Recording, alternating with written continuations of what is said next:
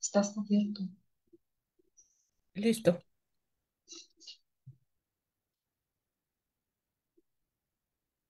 Gracias, Fer. Muy buenas noches. Los saludamos desde las oficinas del Geoparque Mundial de la UNESCO, Comarca Minera, en Huasca de Ocampo, en el estado de Hidalgo, México.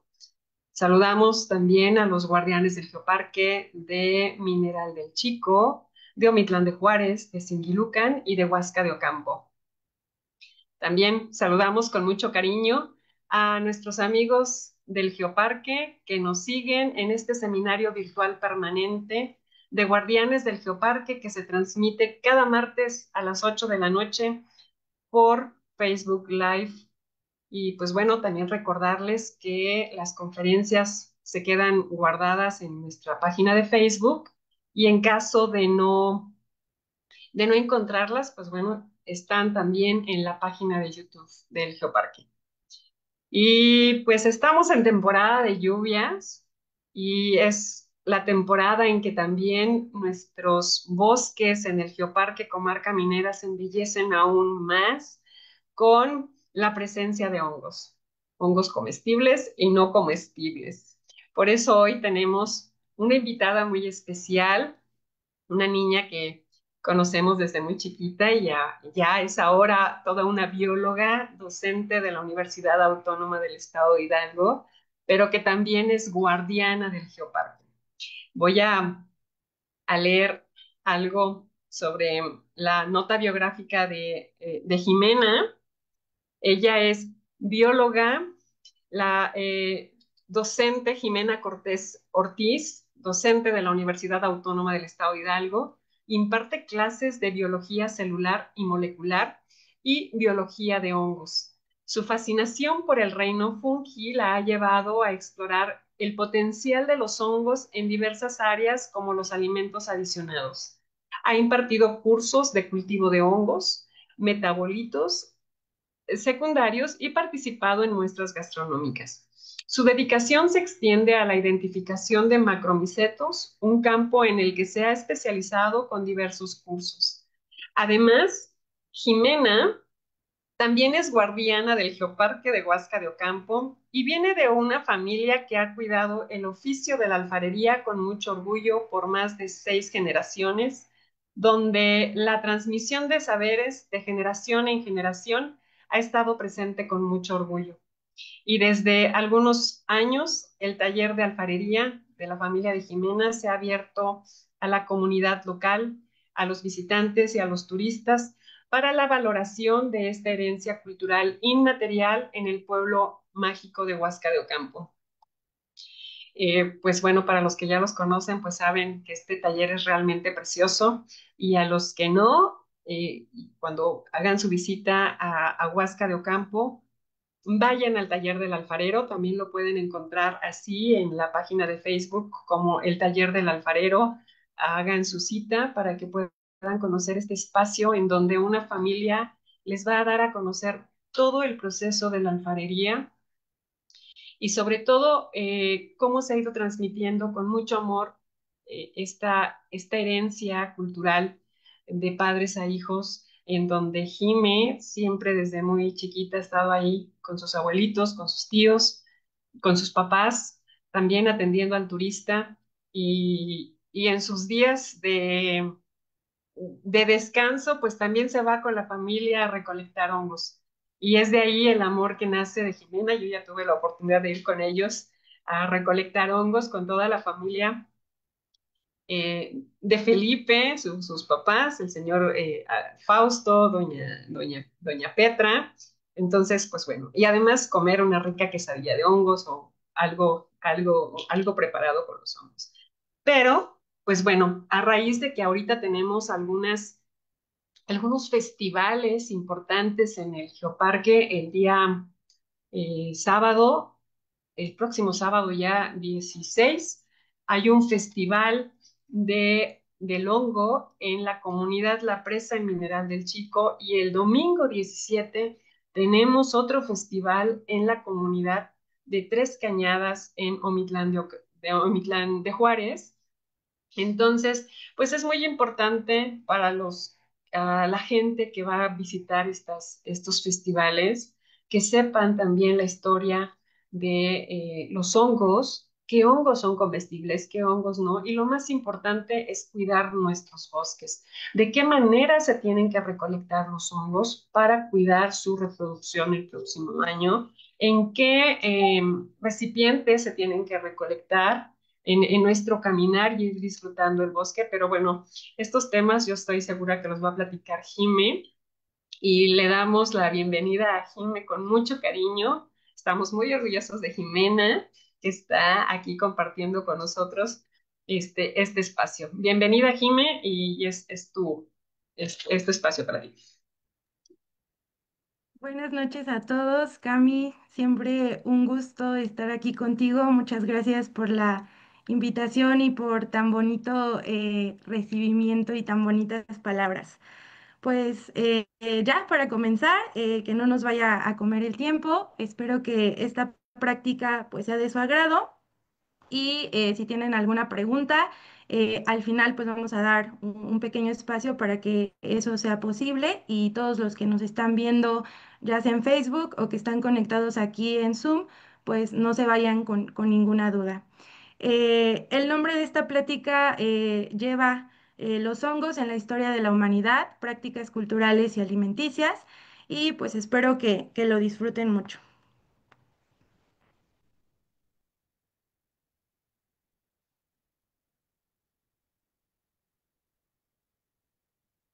Ok, bueno, pues quiero empezar primero, o quise empezar primero con esta frase tan bonita que me gusta mucho, que es de Aro Luna, y que dice, la relación entre los seres humanos y la naturaleza se define por la cultura. Y pues es un poquito de lo que hemos estado viendo aquí en los seminarios virtuales que se hacen del Geoparque con los guardianes. Y sobre todo me gustó ponerla porque creo que empata bastante bien el tema que vamos a abordar hoy, que es esta parte de la naturaleza, de todo lo que podemos encontrar en el reino fungi, ¿no?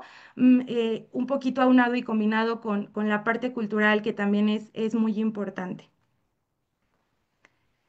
Y bueno, les puse aquí esta imagen que decidí titular El maravilloso reino fungi porque pues estoy segura que aunque no todos hemos tenido a lo mejor este contacto directo con los hongos que vemos en el bosque, ¿no? Que son los más comunes, pues sí lo hemos tenido en algunas otras ocasiones. Estoy segura que por ahí con alguna fruta que se les echa a perder en el refrigerador o alguna verdura, incluso el pan que dejan ahí olvidado, pues han tenido este acercamiento, ¿no? Con el reino fungi.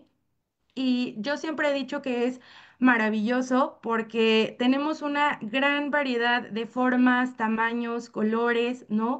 Y podemos encontrar desde los más grandes, ¿no? Que en este caso denominaríamos macro, que son los que pues vamos a encontrar cuando vamos de paseo al bosque, incluso en el tianguis, en el supermercado, que pues los más comunes son el champiñón, la seta, el huitlacoche, que estoy segura que todos ustedes han deleitado alguna que otra quesadilla preparada a través de estos hongos, pero también podemos encontrar algunos chiquititos que al ojo humano no van a ser perceptibles. Tendríamos que utilizar algunas herramientas como lo es el microscopio para poderlos ver. Y pues de aquí que englobemos este reino con esa palabra de maravilloso, porque describe todo lo que el reino en sí engloba y lo que todo en sí este reino significa.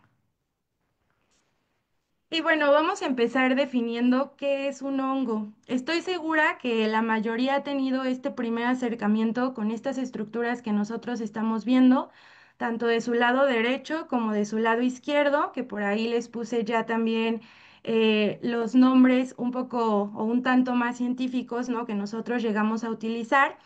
Y cuando nosotros escuchamos o pensamos en la palabra hongo, lo primero que viene a nuestra mente, pues es esta estructura típica, ¿no? Que está compuesta por un sombrero y un pie, que muchas veces familiarizamos con alguna sombrilla, ¿no? Por ejemplo, el hongo del lado derecho que ustedes están viendo, que si ustedes pudieran identificarlo, ¿no? Con algún otro objeto, pues sería con unas sombrillas, con un paraguas. Y del lado izquierdo de ustedes, por ahí tenemos un hongo que a lo mejor dirían, bueno, eso que estamos viendo ahí es un hongo, sí, también. Es un hongo que crece pegado sobre la madera, no va a tener la característica o las típicas estructuras del sombrero y el pie, pero pues aquí lo vamos a estar viendo también. Y estoy segura que en su próxima vuelta que vayan al bosque, ¿no? O que visiten algún lugar con árboles, van a estar un poco más atentos a observar si realmente en algunos troncos podemos notar estas estructuras. Y bueno, esto que ustedes ven aquí, pues es lo que les decía que cuando nosotros pensamos o escuchamos la palabra hongo, pues es lo que viene a nuestra mente. Pero en realidad lo que nosotros estamos viendo en estas imágenes, pues es lo que nosotros llamamos el cuerpo fructífero, ¿no? Como el fruto realmente. Lo que nosotros vamos a definir realmente como hongo y que a nuestros ojos pues no va a ser perceptible, va a ser lo siguiente que les voy a mostrar, que recibe el nombre de micelio. Es a veces un tanto complicado que lo tengamos en cuenta o que lo observemos, porque a nuestro caminar por el bosque, lo que más nos llama la atención, pues va a ser el cuerpo fructífero, ¿no? Esta estructura que sobresale y que es bastante llamativa por la forma y por los colores vistosos. Pero el verdadero hongo, que a veces nosotros no observamos, pues es esto que les estoy presentando, estos filamentos blanquecinos que se alcanzan a ver. Del lado derecho, estos filamentos como más hacia adentro, hacia el interior de la tierra.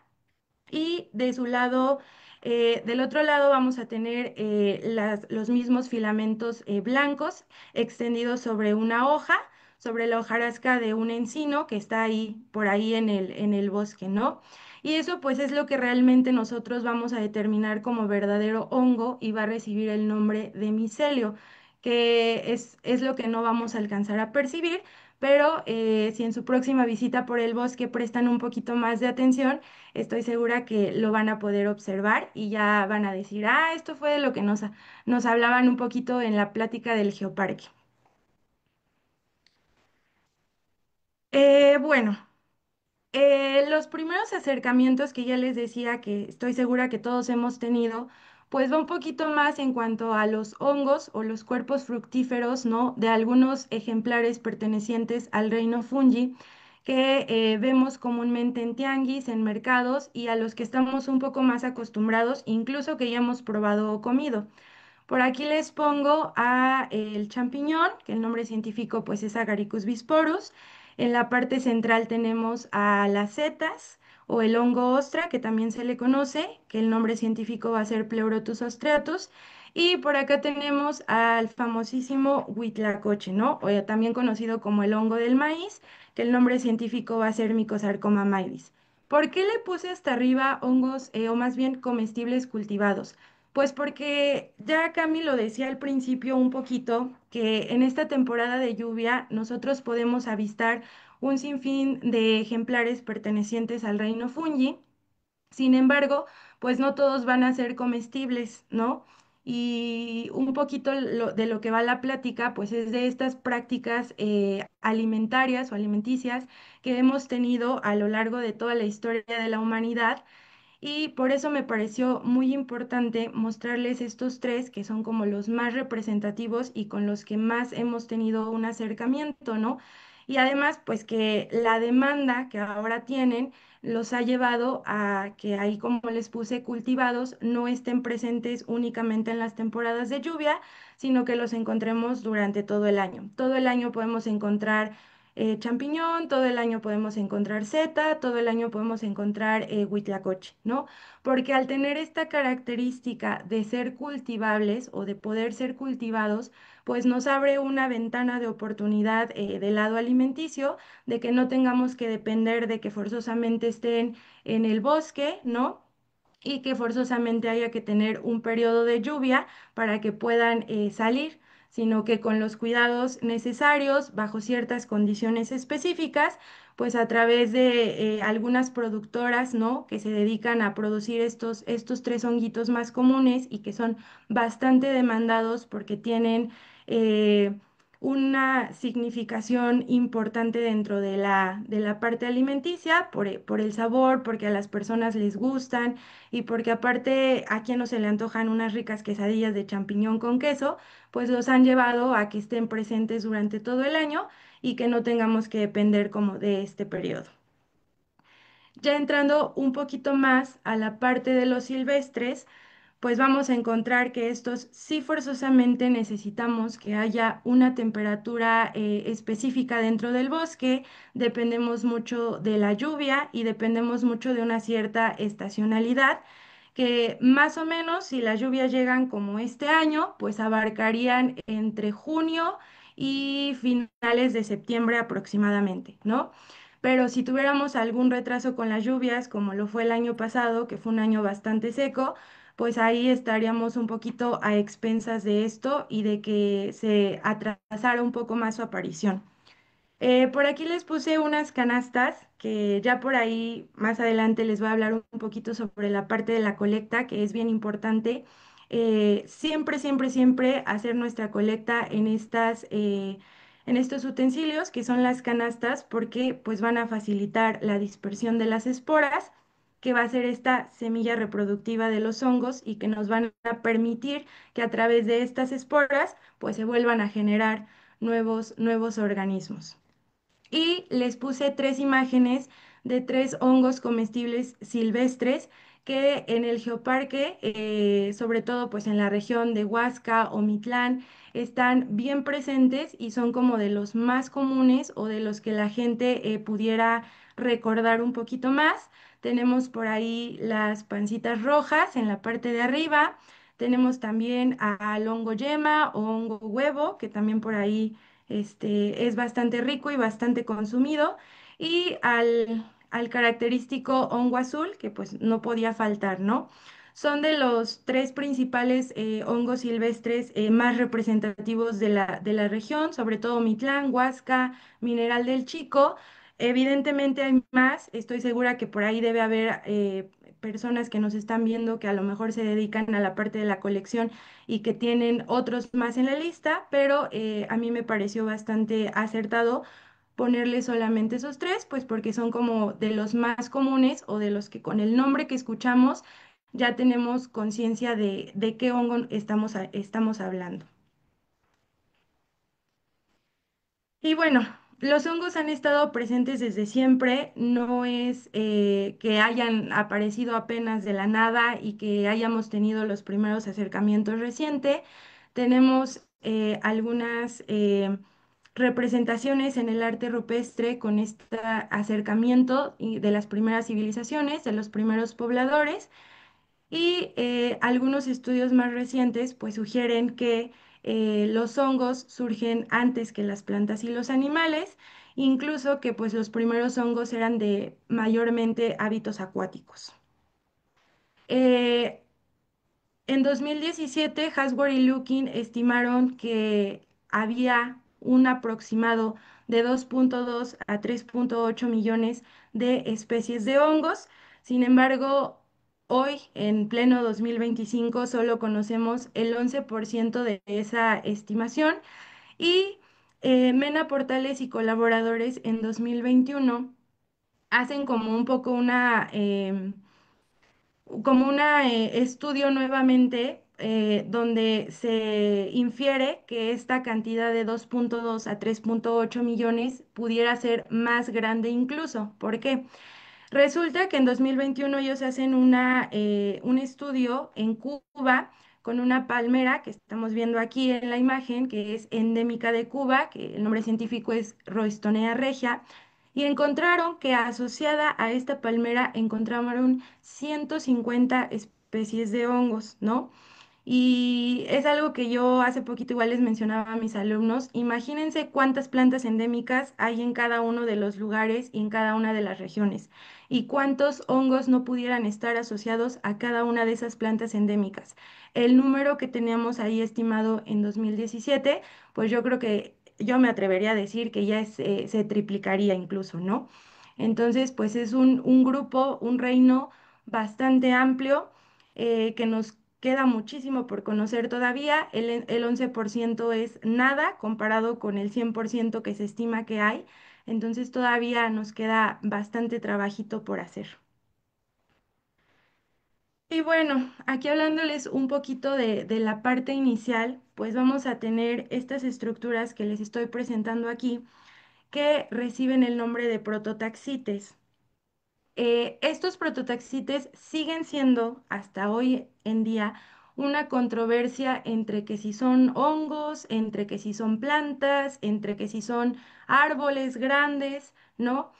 Y bueno, la teoría más reciente de un artículo del 2024 señala que son más acercados a los hongos porque tenían este conjunto de filamentos que yo les presenté al principio, este micelio, ¿no? Esta imagen que les pongo, pues es una imagen recreada, ¿no? Es de cómo se piensa que en su momento fueron.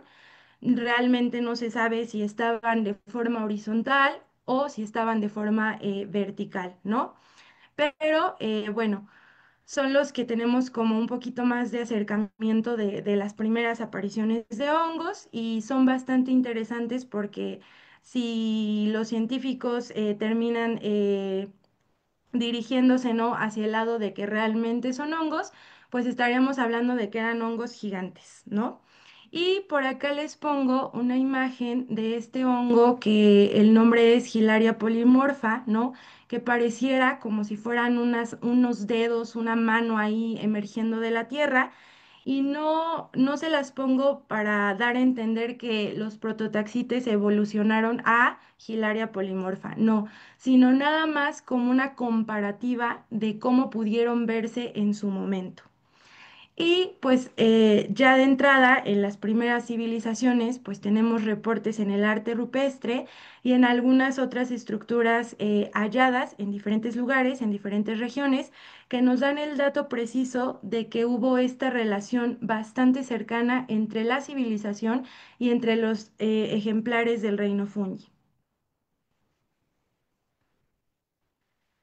Y bueno, después de varios estudios realizados y de todos estos descubrimientos en arte rupestre y en algunas estructuras halladas en algunas civilizaciones, pues se llega a determinar que los hongos han estado presentes y han estado asociados sobre todo a prácticas alimenticias, pero también a prácticas culturales, ¿no? Sobre todo destacando la parte de los rituales, la parte de las deidades, ¿no? Estos ofrecimientos a los dioses y también ligados a la parte de las recetas medicinales, porque sí, los hongos también tienen este aporte, no todos, algunos, a la parte de la salud y a la parte de poder realizar con ellos algunas medicinas que puedan ayudar y combatir algunos males, ¿no? Aquí les presento la imagen de una momia que recibe el nombre de momia Otzi y que fue un aporte muy importante para la micología porque pues esta momia fue hallada en los Alpes italianos y al hacerle diferentes estudios, aparte de que contribuyó bastante a la parte antropológica, ¿no? Y a la parte del estudio de las civilizaciones, junto con estos restos de la momia Otzi se encontraron restos de dos hongos que son los que estamos viendo ahí en las imágenes. A su lado izquierdo, Fomes fomentarius y a su lado derecho, Fomitopsis betulina. La característica de estos hongos, pues era un poquito lo que les comentaba al principio, que no vamos a ver la típica estructura de un pie y un sombrero como comúnmente nosotros imaginamos a los hongos, sino más bien es como una estructura, un cuerpo fructífero un tanto plano, pegado directamente a la parte del tronco y son hongos bastante duros, ¿no? Que se infirió que la momia los portaba porque era una momia que caminaba sobre, en su momento, caminaba sobre lugares muy fríos, ¿no? Con temperaturas bastante bajas y necesitaba también tener calorcito en algún momento. Tanto Fomes fomentarius como Fometopsis betulina, pues eran hongos que al ser bastante duros, ¿no? Casi como leña, pues eran utilizados para poder prender el fuego y que este personaje pues no muriera congelado. Entonces, desde ahí que ya las primeras civilizaciones, pues ya tenían como este primer acercamiento, no como tal a lo mejor alimenticio, pero sí ya tenían un uso un poquito más cultural asociado a la parte de evitar morirse de frío, ¿no? Y también Fomitopsis betulina fue utilizado para curar algunas heridas, ¿no? Lo que hacían era, con la ayuda de dos piedras, triturar un poco el cuerpo fructífero que estamos viendo aquí.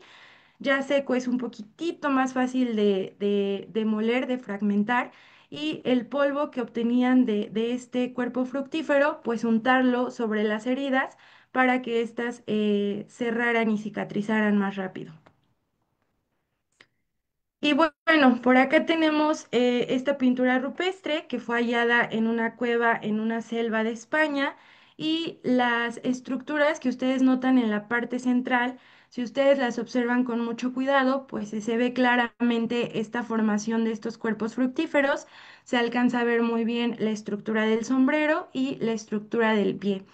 Esto solamente nos lleva a la conclusión de que ya las primeras civilizaciones, igual en diferentes partes del mundo, tenían este acercamiento estrecho con los ejemplares del reino fungi, al grado que ya los llegaban a plasmar dentro en las pinturas rupestres y sobre estos glifos que ellos hacían para poder tener como una comunicación o un registro de lo que iban viendo y con lo que iban conviviendo. Otra parte muy importante, pues son los megalitos en Kerala, India, que estos estructuras de piedra, pues si ustedes la ven, claramente tiene la típica formación de un cuerpo fructífero, sombrero y pie los vemos bastante bien establecidos, y pues si se dan cuenta, la zona igual es bastante boscosa, selvática, por lo que seguramente había presencia de varios hongos en este lugar. Y pues la civilización que se asentó en ese momento en este lugar, pues ya tenía como una relación bastante estrecha con ellos y eran parte de la adoración a los dioses. Incluso en algunos datos sobre estos megalitos en Kerala, se llega a decir que eran así de grandes estas formaciones rocosas que se hacían, estas esculturas, porque eran utilizados para llevar a cabo ciertos sacrificios y ofrendas a las deidades de esta civilización. Y bueno, después tenemos esta pintura, es un fresco que fue hallado en Pompeya, que pues es una antigua ciudad romana, que es un poquito ya más, una civilización un poquito más organizada, ¿no? Más evolucionada, porque ya vemos aquí un poquito más el uso de colores. Y en este caso, pues este fresco nos da a representar una charola, que era la que llevaban al rey, ¿no? Al que fungía como gobernador en ese momento en la ciudad. Y lo que les marqué en este círculo rojo, pues es lo que vendría siendo como el cuerpo fructífero de un champiñón. De este lado les pongo cómo se ve el corte partido a la mitad. Y pues por aquí ya vemos incluso una copa con lo que pareciera ser vino, ¿no? Y entonces pues esto ya está más enfocado a que en su momento en Pompeya pues ya utilizaban a lo mejor ciertos hongos para usos meramente alimenticios y para preparar ciertas comidas o ciertos platillos que eran única y exclusivamente pues para los gobernadores. Y bueno, en México, ¿qué tenemos o qué hay de importante sobre esta estrecha relación entre las civilizaciones y los hongos en México? Vamos a tener o vamos a destacar tres culturas principales. Esto no quiere decir que las demás civilizaciones no hayan tenido un acercamiento con el reino fungi, pero estas tres son como las más importantes o las más representativas. De entrada, pues tenemos a los mayas y a los aztecas, que fueron civilizaciones bastante importantes y con alto poder dentro de México, ¿no? En su momento. Y también vamos a tener a los purépechas. ¿Qué hay que rescatar de cada una de estas civilizaciones? Pues en el caso de los mayas se encontraron algunas esculturas, perdón, que recibieron el nombre de hongos piedra y que también llamaron en inglés mushroom stone, ¿no? Y son estas piedras que ustedes están viendo acá, estas esculturas que estamos viendo asociadas a algún otro elemento de la naturaleza, como es el caso del jaguar que vemos en la imagen, ¿no? Y entonces esto está asociado más a la parte de los rituales, a la parte de la adoración a las deidades, a rendirle tributo. Y podemos interpretarlo como que los hongos no era algo sin importancia o sin significado para la cultura maya, sino que era algo que representaba algo importante, ¿no? Y que estaba relacionado estrechamente con los dioses y las deidades que adoraban y tenían en su momento. Con la parte de los aztecas, el Códice Florentino escrito por Fray Bernardino destaca el uso de algunos hongos, el que describen más es el psilocibe, ¿no? Usado un poquito más para la parte de recreativa, ¿no? Y menciona en el Códice Florentino que el acceso a los hongos única y exclusivamente era limitado para la clase alta, ¿no? Para la jerarquía más alta.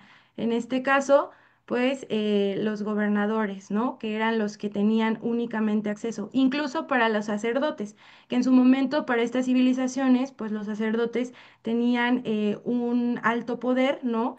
Y eran considerados también de la clase alta.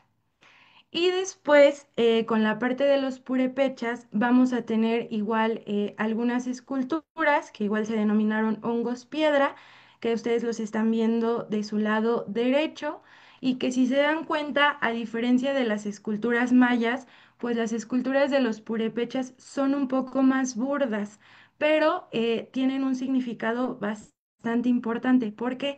Porque aquí ya estamos viendo ciertas estructuras que ellos observaban, ¿no? Con los hongos con los que tenían acceso. Estas esculturas se plantea que son muy similares a un hongo que se llama Amanita muscaria, que es el hongo rojo que vemos en todos lados, incluso en algunos videojuegos como el de Mario Bros, ¿no? Que es este hongo rojo con algunos puntitos blancos, ¿no?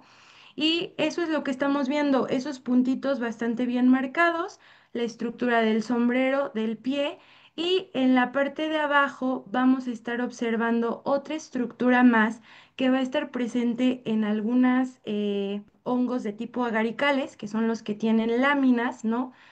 Esta estructura que se llama volva, ¿ok? Que es una estructura como si fuera una canastita, que es la que lo está como sujetando o soportando tanto el pie como el sombrero. Y pues esto es bastante interesante porque quiere decir que aquí los purépechas ya tenían un poquito más de observación y observaban todo lo que veían dentro de la estructura de los cuerpos fructíferos de los hongos con los que tenían esta relación para poderlos plasmar después en las esculturas. Y por último, pues en México esto no se ha perdido, ¿no? A pesar de que estas culturas, pues hoy en día ya no existen. Tenemos en el caso, pues varios grupos étnicos que siguen con esta parte de la preservación de los saberes tradicionales y de varias cosas que siguen siendo bien importantes para ellos, que pues nos ayudan con la parte del conocimiento y sobre todo de la preservación de este reino. El auge micológico en México, pues las personas que inician con este auge o con esta parte del estudio de la micología en México son Alfonso Herrera y Teófilo Herrera, que tienen por ahí varios libros que hablan sobre el reino de los hongos, ¿no? Y que hacen una descripción y un estudio como más a conciencia de los ejemplares que pudiéramos tener aquí en el país. Gastón Guzmán, que también es una figura importante, realiza un estudio del psilocibe, que pues es este hongo que tiene algunas funciones enteógenas o recreativas, ¿no? Y también medicinales, porque pues ahora el psilocibe no solo es usado meramente en la parte enteógena o recreativa, sino que también pues ahora se ha descubierto que tiene sustancias que pueden ayudar a combatir la depresión, la ansiedad, entre otras enfermedades. En 1965 se funda la Sociedad Mexicana de Micología y con ella pues se hace la creación de una revista que lleva el nombre Revista Mexicana de Micología para que todas las personas que se dedicaban al estudio de los hongos y quisieran compartir algún artículo o alguna publicación referente a los hongos, pues pudieran hacerlo a través de esta revista. Y algo que me parece muy importante destacar, pues es la primera exposición nacional de hongos que se llevó a cabo, que fue en 1976. Y aquí en la imagen nosotros podemos observar los diferentes hongos que hay ahí. Incluso se invitó a varias personas que se dedicaban a la colecta de los hongos para que pudieran llevarlos y platicar un poquito sobre a qué se dedicaban, qué eran los hongos que colectaban, para qué servían, si se comían, cómo se comían, entre otros. Y pues esta primera exposición pues marca de aquí un poco la apertura al reino fungi, a que se haga un poquito más abierta esta parte sobre los hongos, ¿no? Y también pues es el inicio a las diferentes exposiciones que se siguen haciendo a nivel nacional y a los festivales del hongo que pues hoy en día tienen una relevancia muy importante no solo para la conservación, sino también para compartir el conocimiento. También tenemos a Robert Gordon Wasson y su esposa y a esta señora bella que tenemos aquí, María Sabina, que pues fue una curandera tradicional muy importante, ¿no?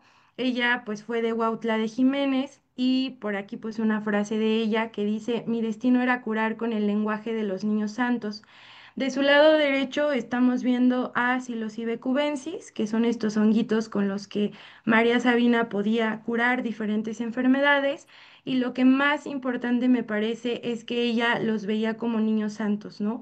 Ella decía que pues eran organismos bastante importantes, ¿no? Que le ayudaban a la parte de la curación, a la parte de entender muchas cosas que a lo mejor en su momento y para su época las personas no estaban preparadas aún. Sin embargo, pues recibió la visita de Gordon Wasson y su esposa, que tuvieron por ahí igual una experiencia con estos hongos y que eso ayudó a que ella se diera a conocer un poco más. Esa visita le generó otras visitas importantes como de los Beatles, de Walt Disney, entre otras personajes importantes, ¿no? De Hollywood. Y pues es una curandera tradicional o fue una curandera tradicional que sigue siendo un personaje bastante emblemático dentro de la micología. Y bueno, ¿qué con los hongos y por qué yo decidí ponerle aquí a esta diapositiva el alimento del futuro? Bueno, ya les explicaba un poquito que vamos a tener hongos comestibles que son cultivados y que eso quiere decir que podemos tenerlos durante todo el año y hongos comestibles silvestres que solamente van a estar durante las épocas de lluvia, que abarcaría el periodo de junio, finales de septiembre aproximadamente. ¿Por qué el alimento del futuro? Bueno, los hongos son tan versátiles que podemos utilizarlos en un sinfín y en una gran variedad de platillos, ¿no? Vamos desde los más comunes que conocemos, que pueden ser las quesadillas o el caldo de hongos, y podemos tener hasta algunos otros alimentos o algunos otros platillos más elaborados, como mole, como tamales, como atole, ¿no? Y por aquí también les pongo una imagen de un hongo que es las famosas manitas, ¿no? O escobetillas, que también les conocen, que pues estas están aquí hechas como si fueran papitas y pues también tienen un aporte significativo a nuestra dieta, pues que sería otra forma de poder utilizar y de poder consumir estos alimentos. Hay quien los hace incluso en escabeche, como si fueran chiles en vinagre, hay quien los prepara con carne de puerco, hay quien sustituye incluso la carne y los hace en pozole, en vez de ponerle pollo o carne de puerco les pone los hongos, ¿no? Y diversos estudios que se le han hecho a diferentes especies que se consumen de hongos, pues han determinado que tienen un alto aporte nutrimental, que son bastante bajos en grasa, que tienen muchas vitaminas y sobre todo que tienen muchos aminoácidos. Los aminoácidos, en su mayoría, pues los podemos encontrar en los alimentos, ¿no? Algunos sí los puede sintetizar nuestro cuerpo, otros los tenemos que consumir de otros alimentos y los hongos son una buena opción para poder consumir estos aminoácidos que tienen una función bastante importante en la formación de proteínas de nuestro cuerpo. Y adentrándonos un poquito más a ese tema y la gran versatilidad que pueden tener estos hongos, les quiero hablar sobre huitlacoche, sobre Mycosarcoma maidis, que es un hongo con un sabor bastante peculiar, no es para todos, no a todo mundo le gusta, no a todo mundo le agrada el sabor. La forma más común de ingerirlo pues es a través de quesadillas, pero tenemos sobre todo en la región de Chiapas y Oaxaca el famosísimo mole negro, que es el que ustedes están viendo ahí, que se hace a partir de huitlacoche. Y también en el estado de Guerrero tenemos una bebida que se realiza a partir de huitlacoche crudo. Lo que hacen es molerlo con un poco de agua y piloncillo en el molcajete y una vez que ya está todo integrado, lo ponen sobre cantaritos de barro que hacen que todas las bebidas sean pues muchísimo más frescas y se conserve ese sabor característico con un poco de hielos y es una bebida que utilizan mucho para disminuir pues la sed por el calor, el calor que pudiera hacer. Para nuevamente resalta la cultura de los aztecas y los mayas. El huitlacoche era considerado algo, un regalo de los dioses. Nunca lo vieron como algo feo, algo que contaminara los cultivos, ¿no? Sino que siempre lo vieron como un regalo de los dioses porque aparecía en ciertos elotes, no era que contaminaba, ¿no? Todo el maizal, sino que estaba presente solo en ciertos elotes y esto pues hacía que tanto los aztecas, perdón, como los mayas pues lo consideraran como un regalo de los dioses. Incluso los mayas llegaron a nombrarlo la flor de maíz, ¿no? Porque lo veían como algo increíble, algo que no a todos podían tener este acceso. Y bueno, algunos personas que se dedican a la parte del cultivo de maíz, pues sí pudieran verlo como una amenaza, porque pues este hongo se caracteriza por transformar todo el elote en estas agallas que nosotros vemos un poco deformes, en tonos grisáceos y blanquecinos. Pero hoy en día, pues incluso el huitlacoche le llaman por ahí el caviar azteca, ¿no? Porque tiene un gran valor económico y sobre todo alimenticio que hoy en día hay productores, ¿no? que se dedican a hacer la siembra del maíz y en vez de obtener el maíz como tal o los granos de lote, lo que hacen es eh, infectar, a mí no me gusta mucho utilizar esa palabra, sería inocular, ¿no? Todos los elotes con las esporas de este honguito, pues para que el resultado de la cosecha sean huitlacoches y no elotes. Y bueno, un poquito de la colecta. En México, pues los que se dedican a realizar la colecta de los hongos son comúnmente conocidos como hongueros. En el municipio de Acasochitlán tenemos el grupo de las nanacateras, llamadas así porque hongo en náhuatl es nanácat, entonces las nanacateras, pues de ahí que deriva este nombre, ¿no? Como las cuidadoras o las niñeras o las colectoras de estos honguitos. Y en su mayoría, pues la colecta que se lleva a cabo en México, pues puede ser para autoconsumo o para venta, ¿no? Y pues para venta simboliza una ganancia bastante importante, pues para las familias que se dedican de lleno como a realizar esta actividad. Cabe destacar que la mayoría de las personas que se dedican a la colecta, ya sean hongueros o nanacateras, tienen ya como todo un proceso específico para poder llevar a cabo la colecta, porque no es algo que podamos hacer al azar, ¿no? Tiene que tener ciertos requisitos y ciertos pasos para poder preservar el recurso y que no abusemos del mismo o no lucremos con él, ¿no? En algunos casos, pues esta colecta puede ser tradición. Cami les comentaba un poquito que en mi familia pues llevamos a cabo la colecta de los hongos en la temporada. Vamos una vez que es la temporada, no siempre, solo una vez de toda la temporada que es. Y pues esto lo aprendimos de mi abuelo.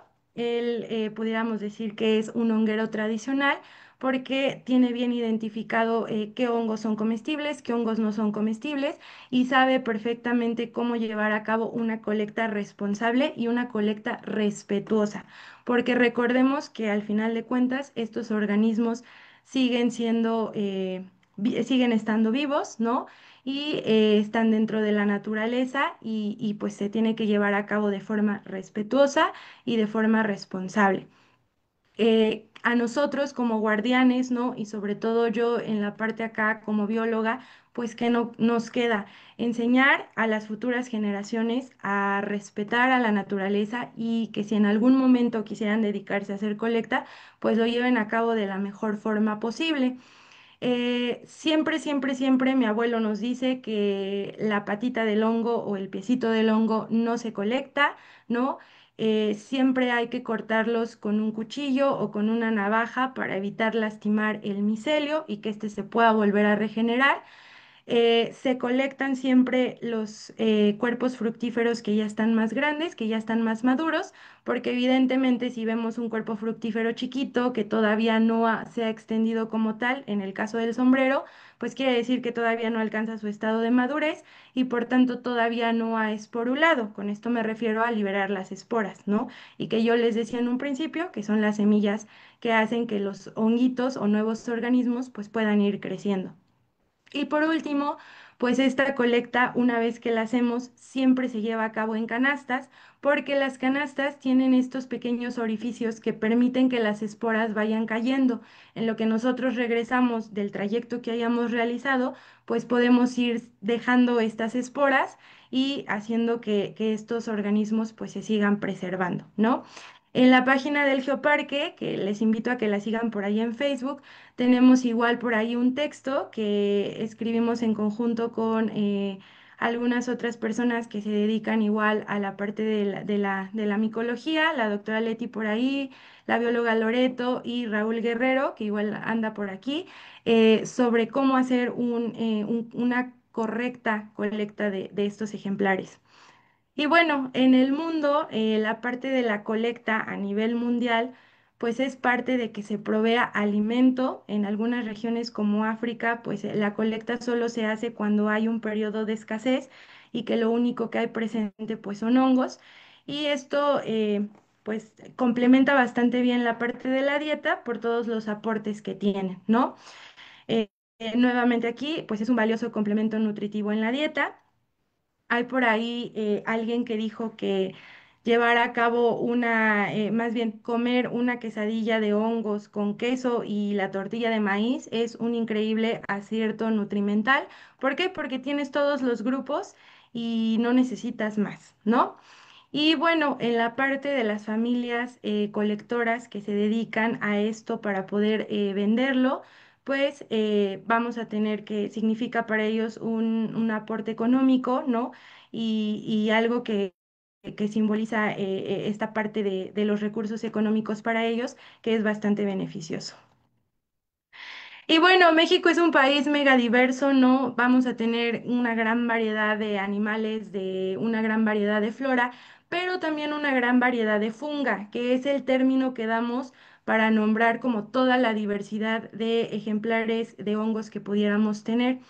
Es bien importante destacar esta parte porque no en todos los lugares o en todas las regiones vamos a tener las mismas especies de hongos o los mismos ejemplares, pero pues esto nos ayuda a que el conocimiento se nutra más, a que haya más diversidad cultural y a que todos podamos compartir un poquito más el conocimiento y entender un poquito más sobre este reino tan bonito que tenemos aquí. Y bueno, ya casi para finalizar, pues qué hongo con los festivales, las exposiciones y las muestras gastronómicas. Pues más que nada, estos son bien importantes y bien fundamentales para poder generar una conciencia sobre la importancia del reino fungi. Además de que los hongos pueden ayudarnos a nosotros en la parte medicinal, en la parte alimentaria, ¿no? Los hongos van a tener ciertos papeles importantes a nivel ecosistema, ¿no? Sobre todo en la regeneración de los suelos, en la parte de la descomposición de la materia orgánica, que son bien importantes, en la parte de los contaminantes, que también se lleva a cabo la parte de la micorremediación, ¿no? Y la parte de la descomposición de la materia orgánica es bien importante. ¿Por qué? Porque si no hubiera hongos, los bosques estarían infestados de hojarasca, infestados de árboles secos que ya no tienen vida y no podríamos caminar cómodamente, hacer nuestros recorridos o visitar estos bosques, ¿no? Entonces, estas exposiciones, estos festivales y las muestras gastronómicas nos abren un poquito esta puerta para poder compartir el conocimiento y para generar esa conciencia sobre la importancia de este reino y sobre todo lo que pueden hacer no solo para nosotros, sino a nivel ecosistémico y a nivel de medio ambiente. También van a promover la conservación. ¿Por qué? Pues porque ahí nos vamos informando de qué es lo que hacen las personas que se dedican a la colecta, de cómo es que podemos hacer una buena colecta, ¿no? Y de cómo es que no debemos extraer los hongos ni nada de lo que hay a nuestro alrededor cuando ustedes hacen la visita a algún bosque, ¿no? Sobre todo esa parte de cuidar y respetar. Y también nos van a generar el disfrute de la riqueza natural y cultural de cada región.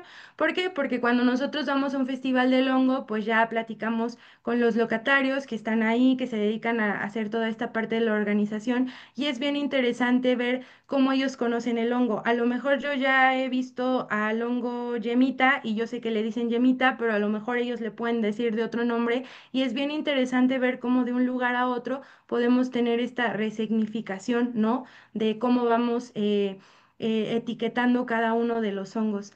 Para la parte cultural, ¿no? Porque a lo mejor si vamos a una muestra gastronómica de hongos, pues ya probamos que el tamal de azulitos o que el mole con huitlacoche, etcétera, etcétera, etcétera. Y eso pues nos va abriendo una ventana de oportunidad igual a conocer cómo pudiéramos utilizar estos hongos o cómo las personas del lugar pueden utilizar estos hongos para hacer una comida deliciosa y exquisita y que a lo mejor nosotros nunca hubiéramos imaginado que pudiera existir o que pudiéramos probar. Y por último, pues nos van a acercar a la conexión ancestral. ¿Por qué? Por toda esta parte que ya les comenté que pues los hongos siempre han estado presentes y que han tenido este realce bastante importante y significativo dentro de la civilización y los mismos ejemplares del reino. ¿Y qué me toca a mí desde la docencia y como guardiana? Pues seguir compartiendo, seguir haciendo charlas para que las personas sigan conociendo esta parte de los hongos, ¿no? De este reino tan bonito. Aquí les puse algunas imágenes con algunos miembros de la universidad también que se dedican a hacer docencia y que están bastante inmiscuidos en la parte de la micología y con algunos otros colegas biólogos donde nos importa mucho el que las generaciones que vienen, las generaciones chiquitas, pues aprendan, ¿no? Sobre la importancia y sobre lo bonito que es este reino y además de lo importante que es cuidarlo, preservarlo y fomentar todo desde el respeto. Y pues algunos festivales en el estado, Cami ya nos hizo la mención de algunos, yo nuevamente se los vuelvo a recordar, por ahí tenemos el Festival Universitario del Hongo y la Manzana en Acasochitlán, el Festival del Hongo en Epazoyucan y este fin de semana pues por ahí los guardianes de Omitlán, que también nos hacen la visita, ¿no? Del Festival del Hongo que se va a llevar a cabo el 17 de agosto en Tres Cañadas. Y el sábado 16, el Festival del Hongo en Mineral del Chico, para que ojalá ustedes puedan ir, conocer, platicar con las personas que van a estar ahí y conocer un poquito más sobre la cultura y sobre esta conexión que hay entre las civilizaciones, ¿no? Entre nosotros como humanos y pues estos honguitos tan bonitos y tan increíbles. Pues ya por último, como conclusiones, el reino fungi es mágico e increíble. Vamos a tener desde variedad de formas, tamaños y colores. El conocimiento es una parte bien fundamental y bien importante para amar y cuidar. Lo que no conocemos, no lo amamos y no lo cuidamos. Por eso es importante conocerlo para que nosotros, ya desde nuestro papel como guardianes y por ahí los que nos están viendo, aprendamos a amar y a cuidar desde el conocer todo esto. Todos los organismos son importantes, ¿por qué? Pues por las funciones que yo ya les decía, no solo el reino fungi, también la parte de las plantas y también los animales, todos tienen un rol bien importante dentro de los ecosistemas y pues la cultura de la mano de la ciencia nos va a forjar siempre lazos estrechos para poder conocer y preservar la naturaleza y todo lo que nos rodea. Y pues bueno, eso sería como todo de mi parte. Espero que les haya gustado y pues Cami, adelante. Muchas gracias, Jime. Qué exposición tan completa. Abarcaste todo y yo dije, wow, muy bien con Jimena, nuestra nena chiquita, pues ya tiene 24 años, ya es docente de la Universidad Autónoma del Estado de Hidalgo, es guardiana del Geoparque y nos está compartiendo todo su amor por esta relación con la recolecta de hongos que nace desde que ella es también muy pequeña con su familia. Gracias, Jime. Guardianes del Geoparque, yo sé que tienen muchas preguntas porque siempre salen cuando estamos platicando sobre los bosques del Geoparque. Recuerdo que hace un año justo hasta fuimos a visitar a Jocelyn Tres Cañadas y justo en esta ruta que estamos trabajando de Humboldt, pues nos fuimos al bosque y también aprovechamos para recolectar hongos que nos agarró la lluvia. Caminamos 45 minutos bajo la lluvia en el bosque, pero fue una experiencia única, inolvidable, que creo que nunca vamos a olvidar. Y bueno, todos con ropa mojada llegamos a Tres Cañadas, a la casa Museo del Hongo con Jocelyn y a comer un rico caldito de hongos con unas quesadillitas diferentes, que por cierto, estos honguitos de manitas que yo las estaba comiendo y sentía que estaba comiendo carne, o sea, era el sabor de unas carnitas así literal, y dije, "Ah, qué cosa tan rica". Pero bueno, jóvenes guardianes, guardianas, no sé si está por aquí Jocelyn, a mí me gustaría mucho es que falla mucho la señal entre Cañadas y creo que no se ha podido conectar. ¿Tienen algunas preguntas? ¿Quién me irá? Pues si nadie se atreve, Gracias, doctora. pues ya lo puse por escrito, de verdad. Me siento orgullosa, feliz de escuchar a Jime con esa maestría, ajá, eh, con ese amor, porque inmediatamente se siente, tú ya lo dijiste, Cami, y la verdad es que ese recorrido que nos dio en menos de una hora fue fantástico, en donde nos muestra todo, ajá, todo en unas cuantas diapositivas, ¿sí? Pero con esa manera de explicar, con esa manera o sea, tan clara, tan llena de maravillas, de verdad, yo le quiero agradecer por compartir tan claramente y tan bonito ese conocimiento que lleva en el alma. Muchas felicidades, Gil. Gracias. Gracias, Leti. Gracias, gracias por inspirarme también. Bueno, la doctora Leti también es alguien que ha trabajado mucho el tema de los hongos y fue también quien impulsó el Festival del Hongo en Acasochitlán. Ya tiene, ¿cuántos años, doctora? Ya llevan varios años, ¿no? Creo que van por el noveno, o décimo, la verdad, no, ya perdí la cuenta, ya no me he fijado. Sí, ¿Qué número de festival va a ser? de Ajá. los primeros festivales de hongos que tuvo el estado es el de Acasochitlán, que de verdad la doctora Leti trabajó duro con las nanacateras, las señoras recolectoras de hongos, las guardianas también de los bosques, porque cuando platicamos con ellas es siempre aprender muchísimo de cómo cuidar los bosques. Entonces, pues ahora vamos a estar en Tres Cañadas el domingo 17 con la doctora Leti, con Jime, también platicando de hongos. Estoy, Raulito, ¿me puedes prestar tu teléfono? Porque algo pasó con mi celular que se apagó. Y hay preguntas en... Gracias. Voy a leer algunos comentarios que están en Facebook. Eh, de Guadalupe, Sebelokis.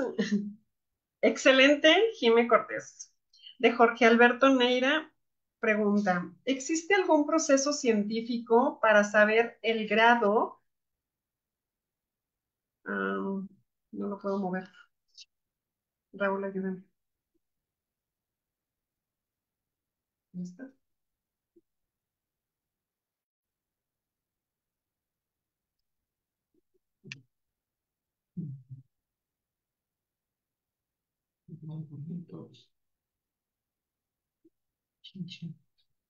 Per, ¿estás en Facebook? Aquí está. Aquí está. Ya. ¿Qué es esto? No. No. Arriba, arriba. Ahí, no. Ahí. ¿Existe algún proceso científico para saber el grado de comestibilidad de un hongo y con ello evitar una intoxicación accidental en caso de que falle la identificación vernácula o empírica que se sigue haciendo de las especies que existen en la actualidad? De Jorge Alberto Neira. ¿Quieres que lo repita? Creo que sí, sí entendí la pregunta. Bueno, generalmente siempre les decimos que se acerquen a las personas expertas, ¿no? Sobre todo locatarios, hongueros, nanacateras, que ya se dedican como a esta parte de la colecta y que tienen ya como bien identificados, porque ellos tienen un gran conocimiento y un vasto conocimiento. No por nada llevan tiempo ya dedicándose como a esta labor para que puedan ellos decirles exactamente qué hongos sí se pueden colectar y qué hongos no se pueden colectar. De lo contrario, pues mejor de lejitos, mejor, ¿no? Y sí existen algunas técnicas que se pueden utilizar, el uso de algunos reactivos químicos que nos pudieran ver o dar a entender como el cambio de coloración en ciertos cuerpos fructíferos que nos pudieran a nosotros significar que puede ser comestible o no comestible. Pero no hay una generalidad, o sea, no hay como algo que yo les pueda decir, si se pone de color azul, quiere decir que todos son tóxicos, o si se pone de color morado, quiere decir que todos son venenosos o mortales. No, habría que evaluar un poquito más a conciencia la especie que estemos viendo, que estemos trabajando, para poder implementar algún reactivo químico que nos pudiera ayudar con esta parte. Ok, Jimé, muchas gracias. También de Jorge Alberto, ¿cuál es la guía impresa más completa y actualizada para identificar las distintas especies del reino fungi que existen en México?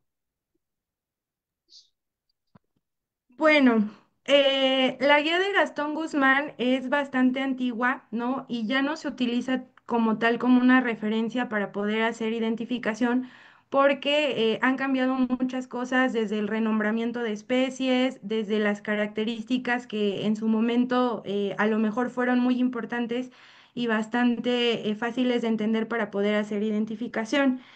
No hay como tal una guía que yo pueda decir esta guía tiene todo porque los hongos se van a clasificar de acuerdo a si son laminados, si son porosos, si son macros, si son micro. Entonces, pues lo que nosotros generalmente hacemos es hacer primero la descripción como de los caracteres principales y luego irnos a diferentes guías que tenemos como ya más actualizadas para poder llevar a cabo esta identificación.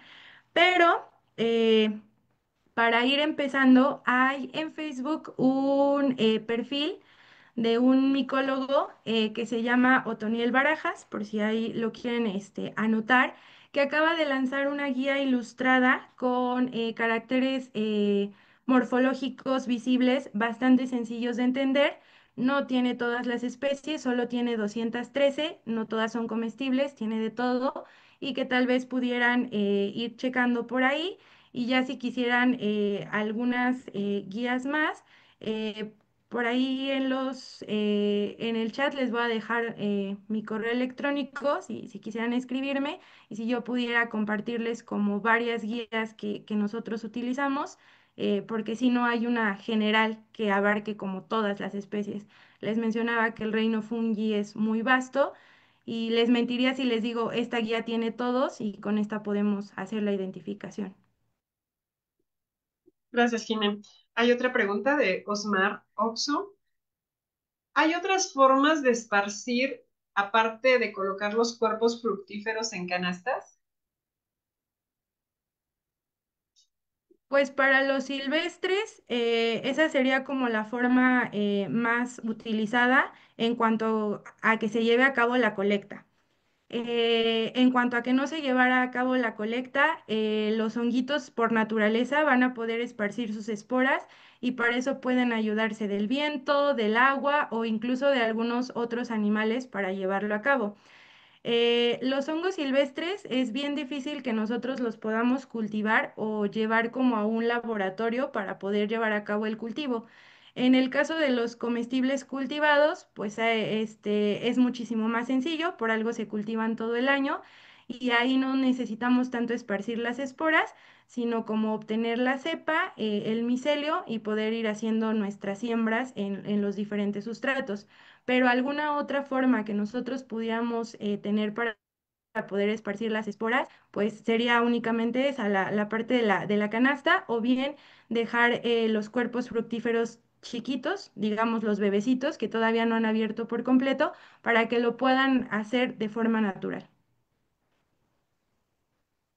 Gracias, Jimé. De Chuy, de Guardián del Geoparque de Singiriuken, te dice, gracias por la plática, muy interesante, un gran alimento, los sagrados hongos. Tristemente ya casi no se encuentran, la tala indiscriminada avanza más velozmente que la propia reproducción de los hongos.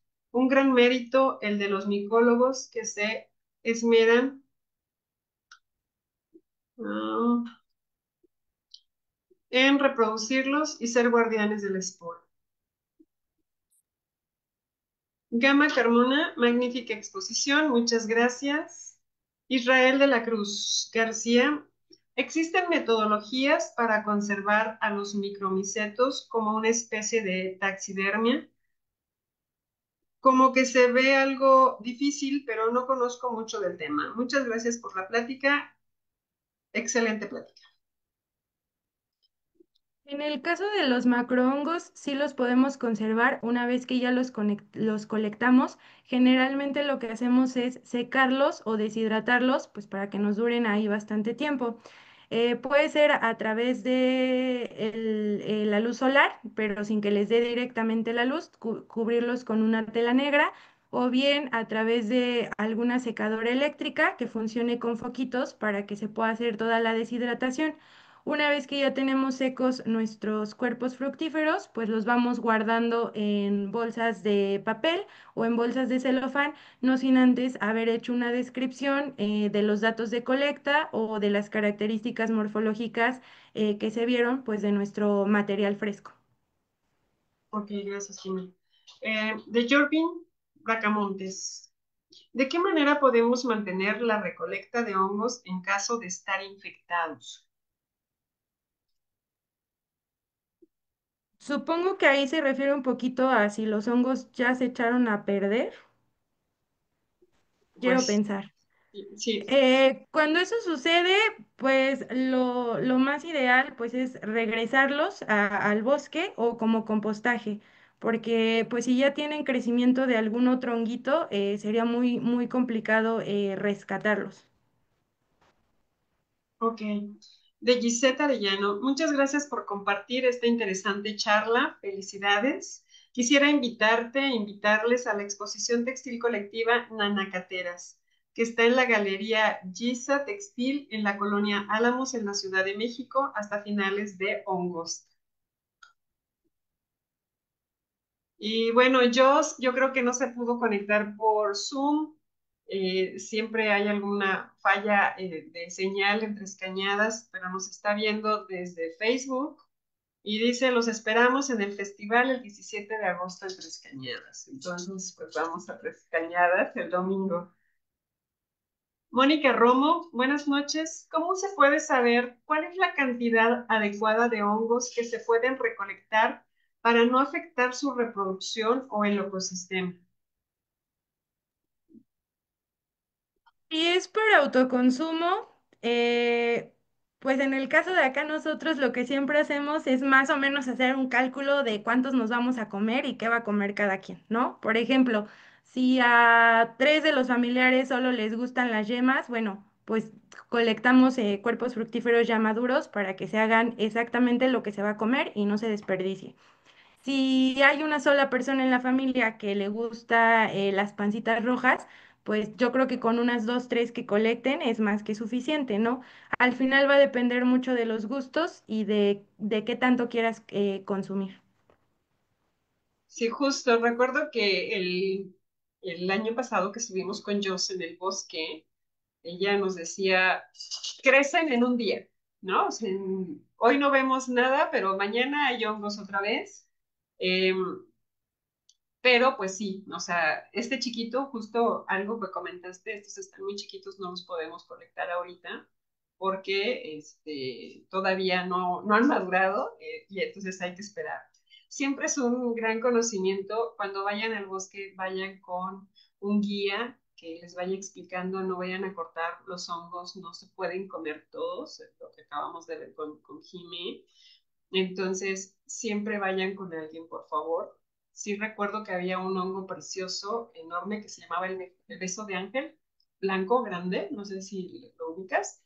Y Jime dice, pues, Jocelyn, por favor no lo vean a agarrar, véanlo, disfruten porque realmente es muy hermoso, pero no lo toquen por nada del mundo porque el solo contacto ya nos está haciendo daño.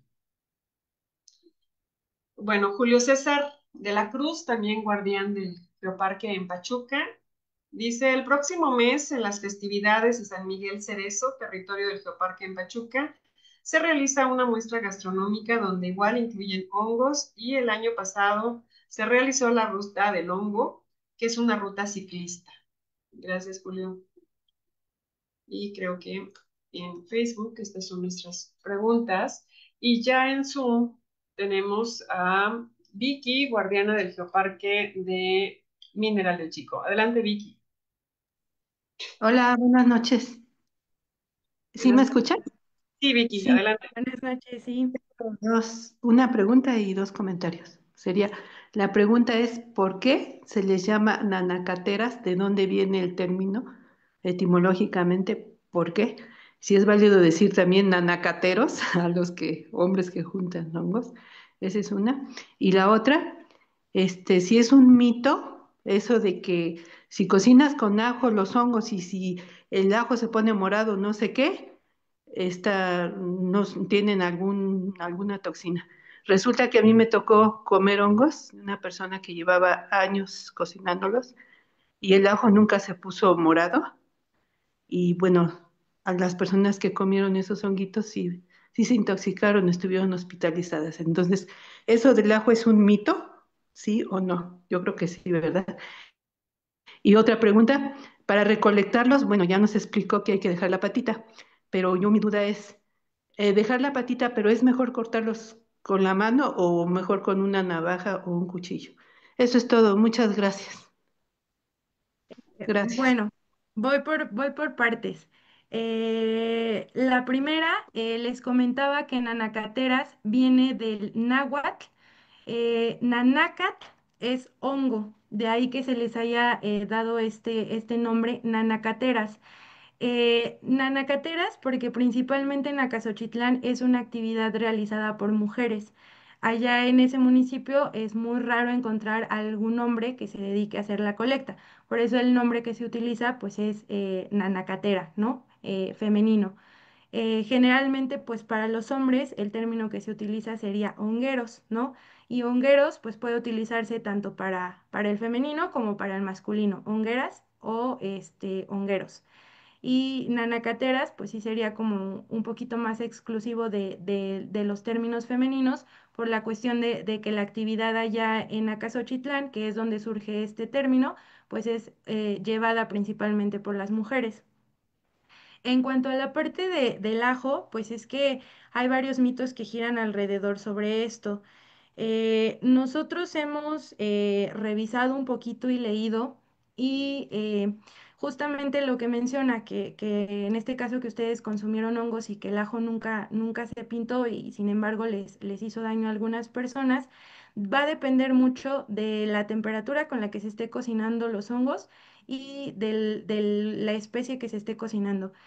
La mayoría de los hongos pues pueden secretar ciertas sustancias que pueden cambiar la coloración de este hongo, ¿no?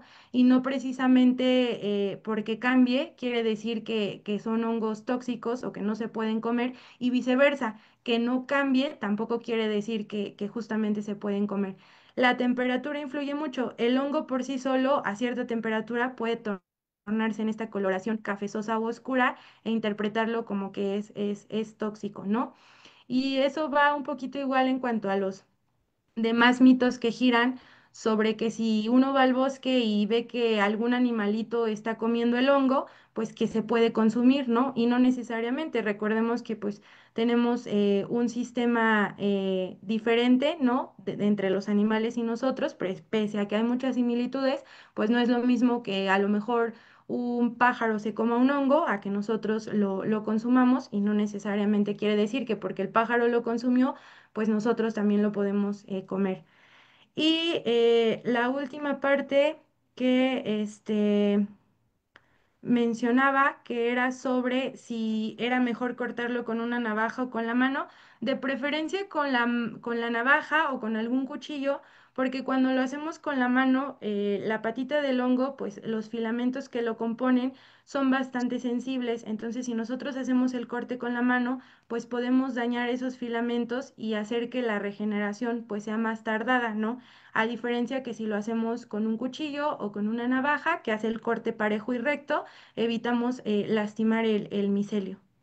Disculpe, en cuanto al ajo, es el que dicen que cambia de color, no el hongo, Ajá, sino el ajo que el cambia de color, por eso le mencionaba que las cambiaría de sustancias color. que va secretando el hongo, que va liberando a la hora que se va cociendo, pueden inferir en que el ajo cambie, incluso en la temperatura a la que está el hongo.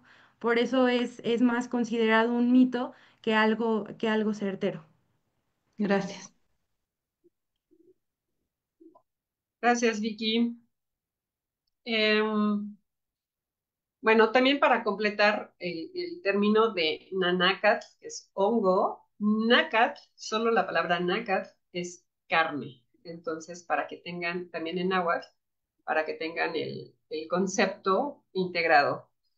Jorge Amador de Omitlán, guardián de Omitlán. Muchas gracias. Buenas noches, maestra Jimena. Mi pregunta es la siguiente. La produ- o la hongos es mundial, ¿verdad? Ejemplo, la matita muscaria se da aquí en México y también se da en Europa. Sí, es correcto. Hay varios hongos silvestres que tenemos aquí en México, aquí en el estado de Hidalgo, que pueden también crecer en otras regiones del mundo. Ok, la trufa. La trufa mexicana, pues está considerada aquí el hongo del maíz, que tiene una característica dulce. Yo nunca he probado una trufa de las que se dan en Europa, especialmente en Italia. El sabor es algo similar al huitlacoche. A mí siempre, digo, pues en gusto se rompen géneros, ¿no? A mí siempre el huitlacoche me ha parecido un poquito más fuerte, ¿no? El sabor. Y en el caso de la trufa, yo sí he llegado a probar las trufas y sí, el sabor sí es diferente porque es un poco más intenso. Entonces, por eso de pronto cuando hacen, no sé, la pasta con trufa, la cantidad que le ponen es casi nada para evitar que la boca se llene mucho de este sabor tan intenso que tienen las trufas. Ok, los hongos que tienen psilocibina, eh, su- eh, mucha gente lo relaciona con un cambio de dimensión. ¿Se ha seguido experimentando, aparte de los curanderos tradicionales, con la psilocibina de los hongos? Sí, sí se ha seguido experimentando a nivel científico, pues en microdosis, que son pequeñas porciones que no van a alterar la conciencia ni nos van a llevar a lo que comúnmente se conoce como viaje. Pueden tener un gran aporte en cuanto a tratar el estrés, en cuanto a tratar la ansiedad, en cuanto a tratar la depresión. Hay varios psiquiatras, ¿no?, que están un poquito más enfocados a la terapia natural y a la terapia medicinal con hongos, que llegan a utilizar estas microdosis en porciones muy chiquititas que no van a hacer que tengamos una alteración de la mente, pero sí que nos puedan ayudar con los momentos de estrés, a disminuir los niveles de ansiedad, incluso a que las personas pues puedan salir de un estado de depresión. Entonces, más allá de la parte tradicional y de la parte de los curanderos tradicionales, sí se ha experimentado con el compuesto de la psilocibina. Ok, los hongos más conocidos con psilocibina son los niños santos de Huautla, de Jiménez, Oaxaca. Aquí en la comarca minera tenemos hongos que contengan la sustancia activa psilocibina. Puede que sí la contengan, pero no en la misma cantidad que los niños santos, que son los que, pues, aquí yo en Huasca y en Omitlán, hasta el momento no he escuchado que alguien registre niños santos o algún hongo del género psilocibe, porque pues se caracterizan principalmente por crecer sobre el estiércol de vaca o de caballo. Entonces esto es más como hacia los lugares que tienen potreros, que pudiéramos encontrarlos. Habría que hacer como un estudio más especializado y vislumbrar un poquito más si hay algún artículo de aquí de la comarca minera que alguien haya generado sobre si hay algunos reportes de la presencia de psilocibina en algunas especies. Bien, por lo tanto, no hay ningún curandero tradicional que emplee esa terapia aquí en Hidalgo. No sé si a nivel estado haya como tal algún curandero que se dedique. Yo quisiera pensar que a lo mejor hacia la sierra, la parte de la Huasteca pudiéramos encontrar. Por ahí Cami a lo mejor sabría o conocería el dato de alguien. Hasta el momento yo no he escuchado y en la comarca minera como tal, todos los municipios que la conforman, no tenemos tampoco registrado algún curandero tradicional que use psilocibe. Bueno, muchas gracias. Agradezco la respuesta a mis preguntas.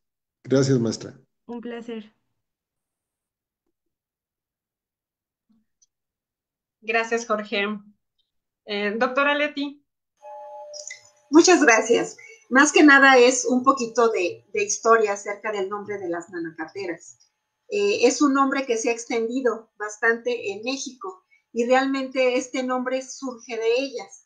Y surge de ellas porque en una de las reuniones que teníamos, ellas tenían un nombre en náhuatl que tenía que decir mujeres sabias recolectoras de hongos. Todo esto en náhuatl. Dentro de los primeros festivales así se hicieron llevar, no tengo aquí el nombre, lo tendría que buscar, en náhuatl, que era muy largo, entonces a la gente se le complicaba y un buen día en una de las reuniones, Lucrecia Longinos, ajá, porque ella es la que propone una de las nanacateras, que ellas se llamen nanacateras, se sometió a votación y de esa manera es como surge el nombre de nanacateras. Ajá. Entonces ahora las mujeres que recolectan en varios lugares se hacen llamar nanacateras, cosa que la verdad a mí me da mucho gusto. Era nada más para aclarar esa parte. Muchas gracias. Gracias, doctora. Y es muy bueno saber esto y que el nombre nace directamente de las mujeres recolectoras de hongos y que no fue un nombre impuesto, sino que ellas mismas decidieron cómo llamarse y eso es muy bello. Eh, bueno, creo que ya están las preguntas resueltas y bueno, me manda Jocelyn pues las actividades que van a tener en Tres Cañadas el 17 de agosto. A las 7 de la mañana sale un camioncito de Omitlán hacia Tres Cañadas. A las 8 de la mañana hay una caminata de conocimiento y recolección de hongos. Ya nos vamos a caminar al bosque. A las 10 es la inauguración del festival y la inauguración también de la Casa del Hongo.